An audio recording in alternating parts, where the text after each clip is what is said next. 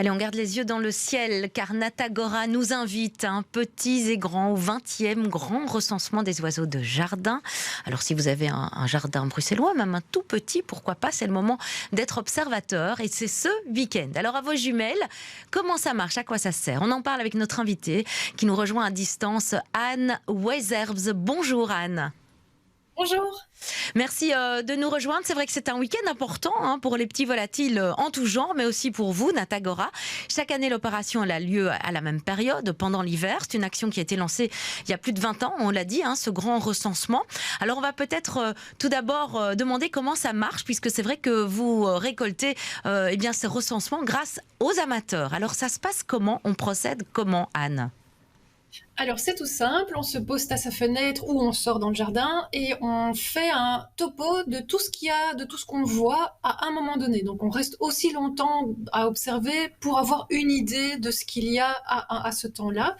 On compte le maximum d'individus pour chaque espèce différente. On peut repasser plusieurs fois sur la journée, on peut passer le samedi et le dimanche, on peut encoder après, on peut soit encoder pour l'ensemble du week-end, on peut encoder pour le samedi et pour le dimanche. Nous de toute façon, on va prendre les maxima. Mais c'est tout simple. C'est tout simple. Alors c'est vrai que ces données, elles sont intégrées donc à une analyse de 20 ans déjà. À chaque fois, on les suit, ces populations d'oiseaux en hiver. Pourquoi? Parce que c'est le meilleur moment pour les observer? Oui, c'est le meilleur moment. Alors, ce que je n'ai pas dit à propos de l'encodage, il faut aller sur le site de Natagora, évidemment. C'est Oui, oui. natagora.be. Alors effectivement, l'hiver, pour solliciter le grand public, c'est un bon moment parce que c'est un moment où les oiseaux viennent plus près des maisons, où ils sont plus faciles à observer.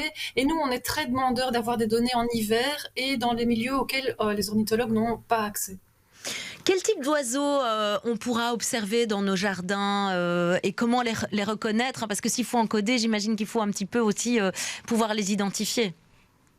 Oui, alors il y a tout ce qu'il faut sur le site de Natagora, c'est tout facile, il y a des fiches d'identification. En hiver, il y a beaucoup moins d'espèces, elles restent là plus longtemps, donc elles sont plus faciles, on a plus de temps pour les identifier. Alors on trouve typiquement les espèces des jardins, les espèces qui sont opportunistes, on appelle ça, c'est-à-dire qu'elles n'ont pas trop d'exigences. Donc on va des mésanges bleues, mésanges charbonnières, le merle, le rouge-gorge. Et donc, il y a une base sur laquelle on peut apprendre, prendre le temps d'apprendre. Et puis, on a à chaque fois la surprise de pouvoir avoir des nouveaux invités. À partir du moment où on commence à s'intéresser, bien, on commence à reconnaître les espèces et à reconnaître les nouveaux venus. En 20 ans, est-ce que vous avez vu évoluer justement ces petits oiseaux qui viennent dans le jardin, notamment à Bruxelles? J'ai le sentiment, par exemple, que les perruches, qui ne sont pas a priori des oiseaux de nos contrées, sont bien présentes sur la région. Oui, tout à fait. Donc, il y a des espèces comme la perruche à collier qui, effectivement, a augmenté très, très rapidement à partir d'un lâcher dans les années 70. Il y a la perruche Alexandre, qui est sa cousine et qui augmente aussi très, très vite.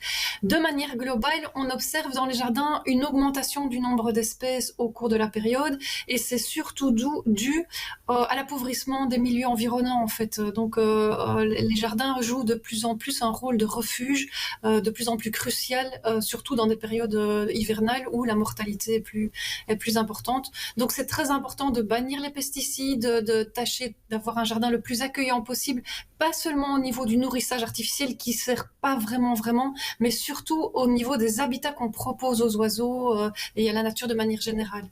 Est-ce que le fait qu'à Bruxelles, on n'utilise plus dans les parcs de pesticides, ça a changé quelque chose au niveau de la population des oiseaux ? Alors, il faut savoir que Bruxelles Environnement fait un travail fantastique. Ils sont à l'écoute de nos commentaires depuis très longtemps et il y a une amélioration de la qualité de la nature à Bruxelles qui est vraiment impressionnante. C'est vraiment une des villes les plus vertes d'Europe et il y a vraiment un intérêt pour la biodiversité, donc vraiment pour avoir une qualité supérieure à juste offrir des parcs bien propres au public. Il y a vraiment une volonté de prendre en charge, il y a une responsabilité qui est prise et voilà, ça devrait être comme ça partout. Qu'est-ce que vous attendez pour cette 20e édition, puisqu'on parle de 2004 avec des données de 2000 jardins pour finalement un pic de 14 000 jardins, c'est ça, recensé en 2021. Vous en attendez combien cette année ? Alors, on a effectivement un engouement de plus en plus marqué. Les gens, en fait, prennent plaisir et prennent goût, se rendent compte que ça leur procure du bien-être de passer du temps au jardin. Ils ont envie de vérifier chaque année, tiens, est-ce que j'ai mieux? Voilà, ça donne un bon indicateur de si on fait un bon jardin, entre guillemets. Et donc, effectivement, on a beaucoup de retours positifs. Les gens sont enthousiastes. Et du coup, nous, au niveau de l'analyse des données, on est vraiment très heureusement surpris de voir le nombre d'espèces pour lesquelles on peut dégager des tendances. Et donc, un tout grand merci déjà. Anne Wisberg, vous avez parlé tout à l'heure du nourrissage artificiel des oiseaux. Pendant la période hivernale, c'est vrai qu'on a plutôt tendance à mettre voilà, des petites boules de graisse, ce genre de choses, des petites graines.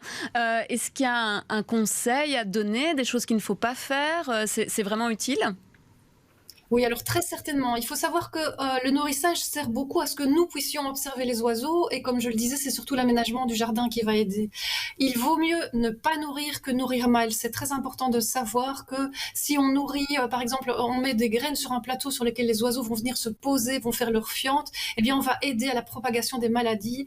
Il faut mettre un petit peu de nourriture à la fois pour qu'on puisse les renouveler très régulièrement et pour empêcher justement l'accumulation des pathogènes, etc. Donc, il vaut mieux le faire très soigneusement ou choisir de ne pas le faire. Alors.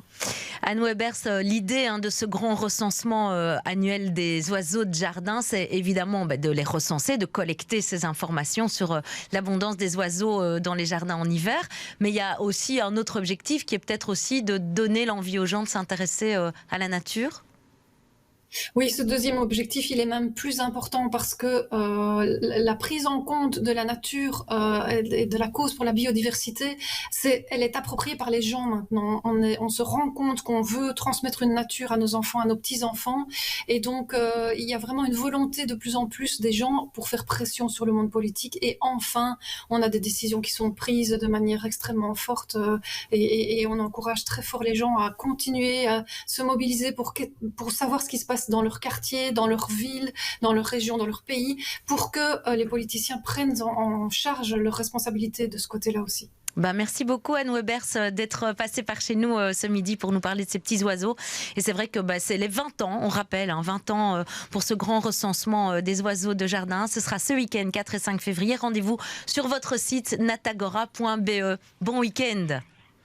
Un grand merci à vous.